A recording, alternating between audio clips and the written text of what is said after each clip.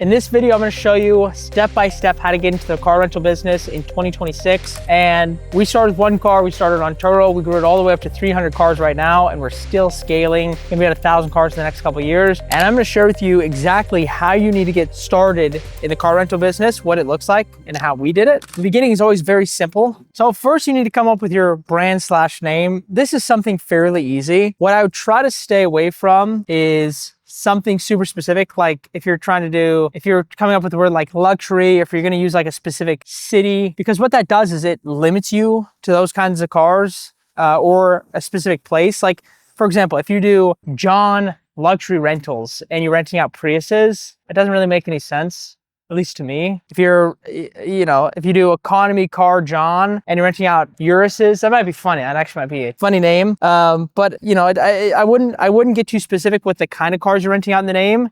And then I wouldn't get too specific on the city. Like if you do Phoenix Rentals, I mean, you can have like a website called Phoenix Rentals as like a subdomain, but I just wouldn't have it too specific, because what if you want to open up in LA? Are you still going to have Phoenix Rentals? Probably not. It wouldn't make as much sense. So you probably want to stay away from both those. I mean, we call ours Heart Rentals, right? That's our last name, Rentals. Kind of makes sense. I don't know. And another thing I wouldn't do is I wouldn't make it like too complex. I think some people try to make like really weird long words or make it really long. I mean, keep in mind, you just want to make it easy to remember, something simple. Don't overcomplicate it. So I think Heart was nice because that's our last name. Really short, Heart, right? Heart Rentals, easy to remember. We didn't tie to a specific kind of, brand or car or type. We didn't brand to any sort of city. We didn't make it really complex. We just made it simple. Next thing you want to do is get your LLC set up /bank. These steps are really simple, and arguably you can start, like if you're starting with Turo and you already have one car that you own personally, then maybe you don't need that. Maybe you don't need an LLC and a bank account. Maybe you just need to test it, get started. Once you know you want to start scaling it and you're going to start buying cars specifically for this concept, then you might want to get an LLC, then you might want to get a bank account. But to be honest, like an LLC is not going to protect you a ton if the car's in your personal name. It doesn't really work like that. So keep that in mind. It still will offer some protection, but for an LLC, I mean, you could do something as simple as like LegalZoom, right? That's easy. You can get your LLC set up, and then plus you can get your EIN number, which is your government. It's like your social security for your business, essentially. So you can get both of these through LegalZoom. And then once you have both of these, then what you can do, technically when you're getting your LLC, you're getting something called Articles of Incorporation, which you typically need both of these to go to your bank to create a business account. Now there's no perfect business account. I mean, our first business account was at Wells Fargo, then we got a Chase account. And so the bank doesn't really matter that much. Just if you already are working with the bank, then just use them. That's probably the easiest way to do it. Next is your business foundation. Now it kind of depends actually. You might not need this. It depends on how you're renting it out. If you're renting your cars on Turo, you're probably not going to need this for a while. If you immediately go into private rentals, then you might need this right away. But essentially, foundation would be like creating a biz phone number, creating a website, and then creating like a Google My Biz. I think having like these two right away are great, because even if you're renting on Turo, you can push people to your Google My Business and have them leave reviews, so you're just growing that page. For website, I mean, it's free organic traffic, like why not? And you can always push people from your website to Turo if you really want to, but it's a good way to start practicing what it looks like to get into private rentals, so it doesn't hurt to have that. Phone number is kind of I wouldn't say luxury, but it's nice to have. Something like this you can set up on a couple ways you can do it. You can either use like Google Voice, and that's SMS, so it's green text, or if you want something like blue text, we use something called Project Blue, which is super cool. It's blue text, so it looks like a human. All right, so the next thing is getting your first car. And arguably, like, you might already own a car and you could skip over step 3 technically if you feel like it's not really necessary. I mean, I think these two things are more important than business phone number, but also I'd rather have a car first than setting up my Google business profile. So don't get stuck on like the little things. I think like getting a car is like super important and definitely one of the first steps. So I think when you're starting by getting a car, a lot of people make the mistake of like luxury car, high-end car. And it's tough because like you get a really nice car, but you haven't even tested the concept. You don't know if it works in your city. You don't even know if you like the rental business, like cleaning cars, working with customers. Like some people just don't like it. So I would start with an economy car, 5 to 10K. You want low maintenance, you want low depreciation, and you want high cash flow. Okay, so something like this, our first couple cars that we got were Ford Focuses, we got Ford Fiestas. Early on, we had some like cheap Toyotas, like higher mile cars that we knew were reliable, good cars. So I'd say start with something like that. Again, it's not about, people get so caught up with, oh, well, I think renters will like this brand new Toyota RAV4. Well, it's like, probably, but you're not going to make that much more money with the RAV4, and they're still going to rent a Prius or like a Fiesta. Like there's still a clientele for that. And so you're just getting a different kind of clientele. And people, I don't know, people get so caught up in this concept of like new cars. Let me get the 2026 brand new cars, because they think that's what people want. They think that that's what Hertz and Enterprise are doing, but they're failing to realize that that is like the worst possible idea. Because even if you're getting a decent deal on it, you're typically not, because brand new cars depreciate so quickly in the first couple of years that you're losing all the profits that you think you're making, and it becomes definitely not worth it. So anybody that's looking at buying your car or is buying new cars right now, like look into the model again. Unless you're buying tens of thousands of cars like Hertz and Enterprise every single month, it's definitely not worth it. All right, next is registration and registration. So there's a couple ways you can get registration. I mean, typically if you buy from a dealership, they're just gonna give you registration tied into it.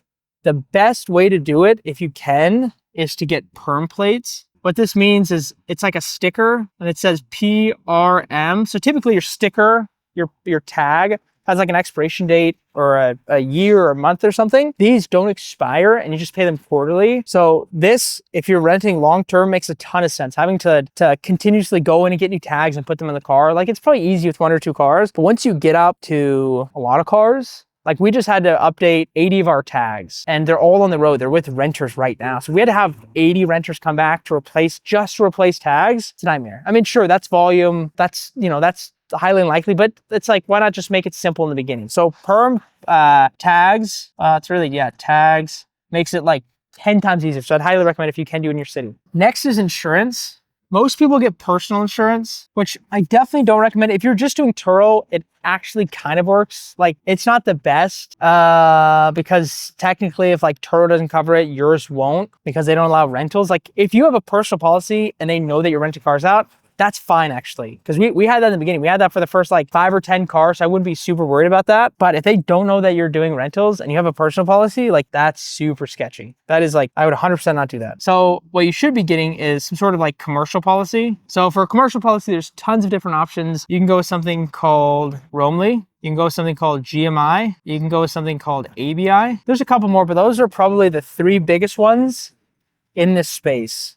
What these are going to do is they're going to cover off trip. And then like Turo, for example, would be on trip. So when the car is being rented, it's going to be covered through Turo. When it's not being rented, so you're driving it around, like any personal use or driving to the gas station or whatever, that's when it's going to be covered by these off trip insurance policies. All right, so number 7 is your trackers. So this is how you're going to track your cars, where it's going. If somebody doesn't return, you can see where it is. You can see how many miles it has. It's really good for, really what we use it for is make sure the cars don't go out of state, track and see if anybody's speeding in like the higher end cars. And then honestly, if like a check engine light pops on, we'll get a like code alert so we can see, okay, check engine light popped on. Is it something that we need to stop the rental immediately? Is like the engine blown, or is it something like a small evap leak, or it could just be the gas cap, something really simple. So top ones for this are typically like Bouncy, Zuby. Actually, I'm going to put it Bouncy, Zuby. I think that's how you spell Zuby. I could be wrong. Maybe there's a U. Zuby.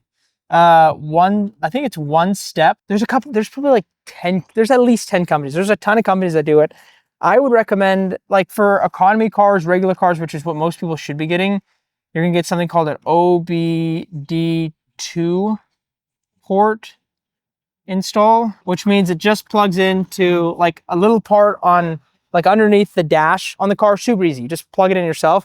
If you really want to do it right, you'll also get a OBD2 splitter. So what this does is like when you plug in that device to that port, obviously it'll show it's sticking out. You can see it, but you can get a splitter to where it looks like nothing's plugged in there and it reroutes it, and you can plug it in like up in the dash a little bit. It's easy. Like you just put it up there and you just set it. And the difference is like, that's what we do for most of our cars. We'll have like a splitter. And so it decreases the likelihood of somebody like, stealing your car or something.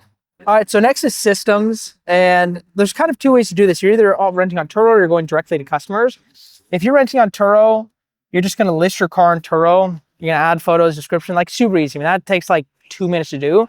Now, if you're gonna rent privately, it's a little bit different. You definitely need these. You need a website, Google My Business page. You need a booking software, which means you need driver verification. You need insurance, driver verification with like a background check. You need to be able to sell insurance to the drivers in case they don't have any.